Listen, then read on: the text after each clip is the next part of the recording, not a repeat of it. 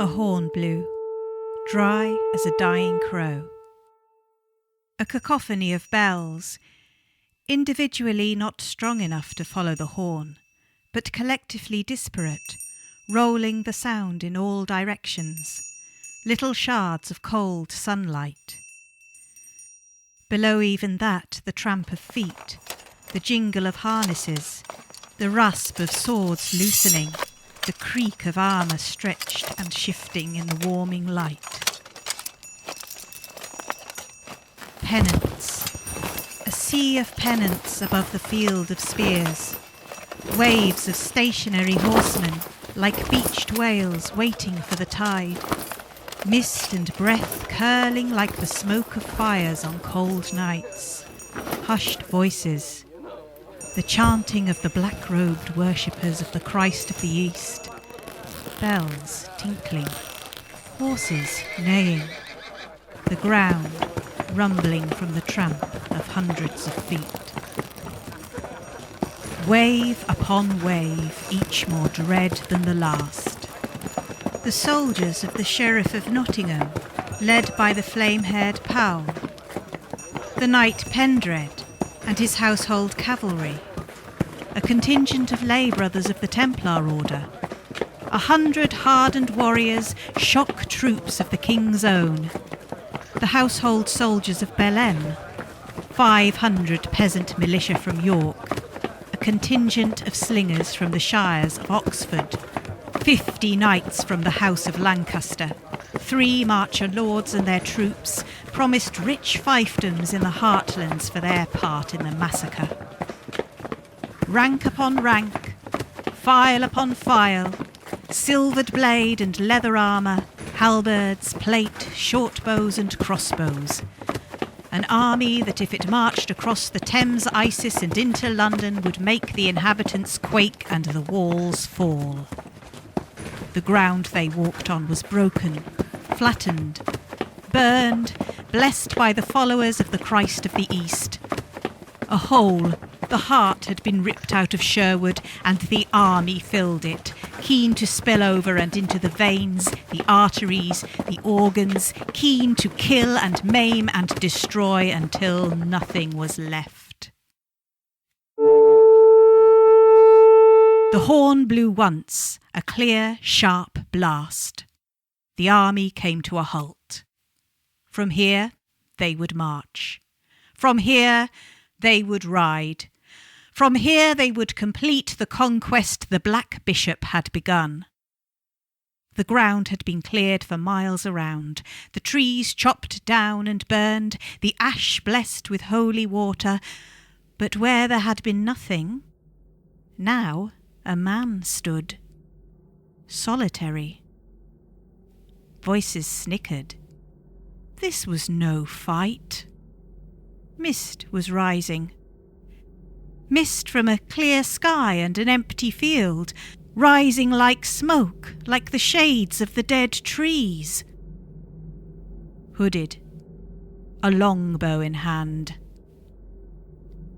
The army had heard of this man, Locksley, the former Locksley, called by some Robin, a traitor, a wolf's head, a Saxon, brother to one of the sheriff's whores, a malcontent about whom the peasants made up tales. Except he was not alone, but flanked. A fallen from grace warrior, a former soldier of the king, once a landowner, once a husband, once a father, always a Norseman, Wulfrun of Scarsdale. A monk, a brother, some of the black-robed believers of the Christ of the East crossed themselves, taking involuntary steps back. A druid, Bwyd, called brother, of the land beyond the marches. All 3 were known. Leaders of the savage killers known as the Hooded, wolf's heads, traitors, unbelievers, cowards and bullies all. But still only 3. Except there were not 3. A woman in white, barefoot, her eyes piercing, flanked Scarsdale. To the other side of the brother, Hereseige, a giant of a man, cradling a hammer in his hands. Beyond the woman in white, a slim boy in black. His name, her name, the tales were uncertain, was whispered. Amaranthina? An assassin, a remorseless killer, trained in inhuman ways by those beyond the ocean. But still, there was less laughing. A band of cavalry would ride them down. The hooded had been drawn into the trap. They would be slaughtered with minimal loss of life, and then the unholy forest would be burned down.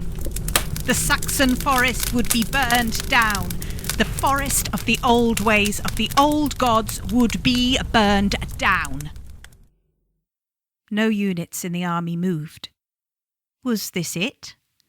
Was this all the host that the hooded had summoned to defend the forest, their way of life, their beliefs? The commanders did not believe it. The mist thickened. Cold fingers touching necks, hands, foreheads. The sound of drums, distant, deep. Drums, distant feet. Drums, distant. The mist rose like smoke, thickening, spreading, encircling arms parallel to the army it faced. The mist was cold on a hot day. Some commotion. The body of outlaws, of wolves' heads, was thicker. There were more of them now, but still a pitiful amount. Captains mocked the outlaws, mocked the sheriff. Was this the force he had failed to clear? Had the Black Bishop's plans been stayed by a scant dozen Saxon woodsfolk? The woman in white raised a hand, palm upraised. There was a swirl in the mist, and a crow stood on her hand, a crow whose wingspan was scarce the length of her hand, and yet by whose fluttering wings the mist rolled backwards, thickening. Many crossed themselves. Some looked askance. Some checked their weapons. Some looked to their left or their right, wondering why they were here in the first place. The woman in white rolled her hand, and the crow was in flight. It had crossed half the distance to the front line before the arrows and bolts started flying. Hundreds missed. A dozen struck it, bore it down, wood and steel tips pinning it to the ground. A laugh from within the army. A captain of horse gesturing at the dead crow with a gauntleted hand, guffawing. Slowly, the captain fell. His face was a pincushion, his body a hedgehog of arrows. The army stared, quailed, trembled. A black-robed brother began repeating their catechism of belief. Voices began joining his, sharing courage, gaining strength. Bells began being struck again, the brothers moving forwards as if their presence would shield the army from any more devil-wrought sorcery.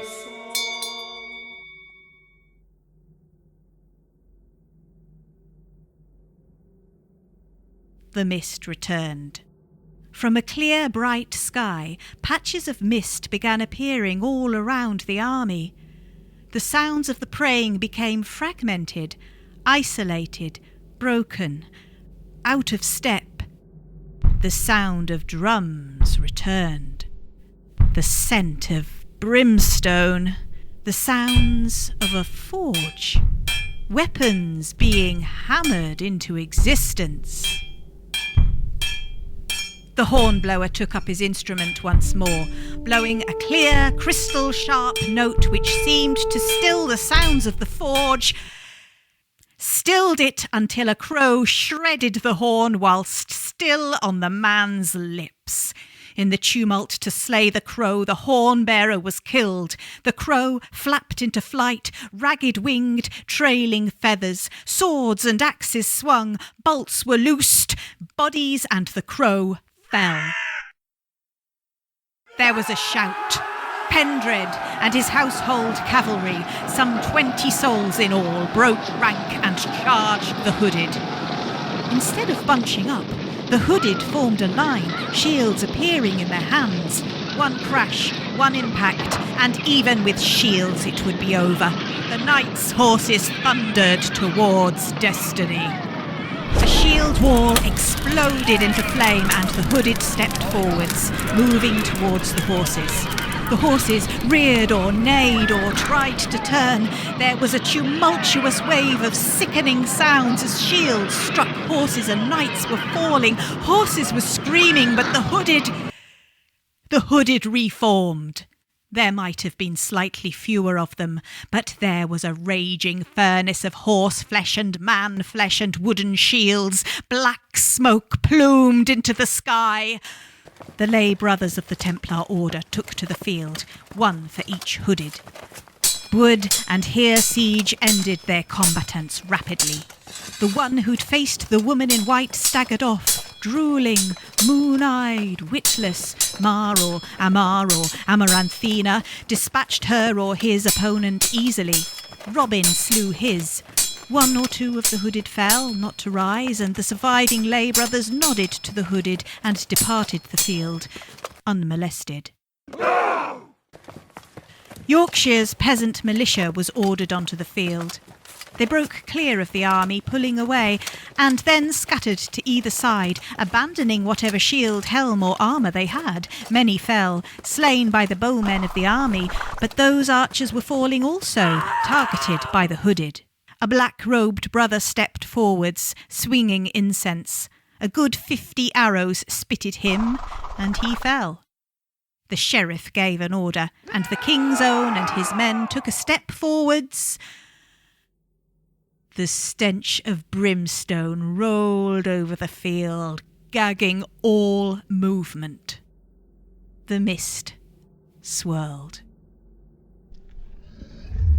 There was a low, keening growl. Every soldier, every enlisted man, every man of the army felt as if a cold hand gripped their heart. A few dropped weapons, a few gave way to their fears. Some ran. The mist cleared. The King's Own started forward once more, and a creature straight from hell tore into them, iron-toothed and steel-jawed, with razor-edged claws and horns of sharp bone, rending with tooth and claw, tossing soldiers into crumpled heaps. The King's Own hesitated, wavered, and then a spear was thrust down the beast's throat. The owner lost his arm, then his life from shock. But the fear was broken, and axe, mace and spear jabbed and lanced into the creature until it fell. The King's Own regrouped, as battered as the army was battered. Paol, his flame-red hair distinctive, dashed his horse into the open space. From the hooded came Amar. Their horses crashed into the other, and both somersaulted off. Paol wielding 2 swords, Amar 3 knives. Their horses entangled underfoot, they fought fiercely, blood flying, until Paol drove his sword through the belly of Amar. There was a cheer from the army. Silence from the hooded. Paol moved in close to Amar, twisting the sword in his guts. Amar took the 3rd knife from between her teeth and plunged it into Paol's eye. The drums took up once more, 1,000 footfall in step, surrounding and moving around the hooded. Some of the army broke and ran, having seen too much. The captains regained order, and the sounds of drums died out. Half of Lancashire's knights took to the fields, their horses scythed from under them by the hooded's archery. Some fell, to be caught by the corpses of their horses. Some fell, too heavy to rise unassisted. The others charged the hooded. Hereseige downed one, to have his neck half severed by another. Brother Bwyd fell, spiked on the swords of 2 knights as the remaining hooded closed in upon them. The bodies were piling up. Blood and shit and brimstone stunk the air. The unnatural fog, the sound of drums, the flight of the peasants' militia, the pre-arranged truce of the Templars. Many that day sweated and prayed not to the Christ of the East, but to Ullr, to Woden, to Cernunnos, and even to the antlered god, the one some called Caerne, the one some called a woman, the one some called stag-daughter. When the knights were down, 3 bloodied figures remained on the field. Robin, called Locksley, called Turncoat, traitor, Saxon. The woman in white, crow-daughter, crow-girl, crow-sister. And Wulfrun of Scarsdale, Norseman and landowner, a king's man, with axe and sword bloodied. The 3 figures charged, and out of the sunlight came the Wulfenstæg, creatures of wolves' bodies but stag-headed, and the ground shook beneath hundreds of paws, and sunlight was visible through them, and the unholy host charged the army down, and it broke, buckled, befuddled. The company of one marcher lord fled back to their lands as they had promised Bwyd they would do, weapons undrawn. Belem led his men away without a word. The knight, leading the Lancashire contingent, eager to avenge his fallen men, found himself facing the woman in white, and found himself remembering a girl-child he had adored as a young man, while crows tore at his face. The sheriff's men, many shaken by the unnatural ghost wolves, found Wulfrun in their midst, and he tore through them like a berserker, bloodying sword and axe, and when they became clogged, daggers, and then teeth, fists and boots, until nothing of him remained that could be identified. And Locksley, I hear you ask? There was more than one scribe on the field of battle that day to record the destruction of the Saxons, the hooded, the followers of the old gods. The slingers of Oxford were held in reserve to protect the scribes should all be lost. To ensure their safety, more likely, for the sheriff desired the acknowledged mistress of the Shire of Oxford. Slingers are not much use in close combat. It was slaughter, and it was joyous, but a moment's distraction, a moment of the mist rolling in, and I took advantage of that. I had no more kin. My line had passed. The old ways are receding, but will return, and they will return stronger, unstoppable. So now I merely record tales, and if my Latin is fragmentary, I did receive a head wound in the Battle of Sherwood. From the dark, they used to say, the myths will rise. From the dark, the old gods return. From the dark, old legends walk the earth. From the dark come the hooded. From the dark, with iron, steel and fire, from the dark, with wood, bone and teeth, from the dark, the Sælvatici rise.